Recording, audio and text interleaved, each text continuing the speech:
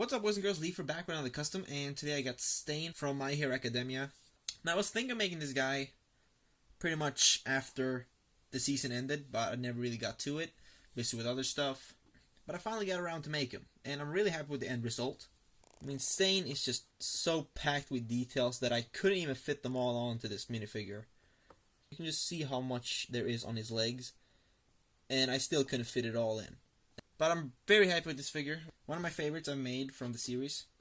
I could have probably made the bandana a little bit smaller, and his headband, moved that down a little bit, and I could have moved the hair down a little bit as well. So he's going to look a bit taller compared to other figures, even All Might, but I don't really care. They'll probably be the same height though, because of All Might's hair, how it looks. I really like how the face turned out. It was kind of annoying to make the white in his eyes right there. That's how it looks like. And I didn't want to make his pupils or anything like that. I decided to go with the Ninja Turtles look / Batman. Just some white eyes. Now sculpt was a little bit tricky because I really didn't know how the hell to sculpt this figure. Maybe if they make like a figure and then you can probably see pretty much how it will look in 3D. But the way it was drawn and stuff, it was like really hard to determine how it's gonna look if you make it 3D. So I just sculpted stuff here and there. Just make it stick out as much as possible. And I like the end result, but it's probably not that accurate, you know, if they make a figure and then you'll see just how different they will have sculpted it and stuff like that. So, yeah, kind of annoying. Sculpted this scarf because it would have been kind of weird if you had these scarf pieces just hanging around. Didn't paint anything on the back, as you can see, because he has the scarf and the sword. Plus, I didn't want to bother looking up the episodes again just to see his back, because there were no pictures of his back, basically. It was kind of hard to paint this guy because really bad pictures. And I just improved on most parts, like on the sides right here. I mean, he has knives and stuff everywhere. I painted a knife right there that I know that he has. Kind of hard to see, but yeah, it's there.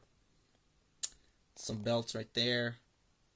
And I don't really know. Is it that he has a black top and then like a gray vest or something like that? I think that's the case, but I'm not too sure at all. And then his arms, a pair of white arms that I just painted yellow right there. Made his bandages really dirty, just like I did on the bandana right there. I just kind of like how it looks, really rugged and stuff. And then he got a watch right there.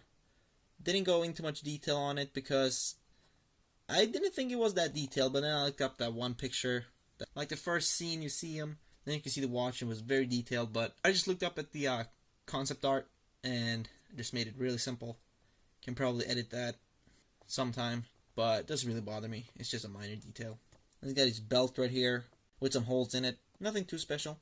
And then we have the legs. As you can see, these are pretty detailed. There's lots of straps going around it. Lots of it.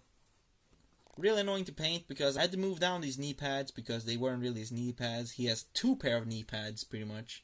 You can see a pair of dark gray lines, and that's the first pair of knee pads that he's got.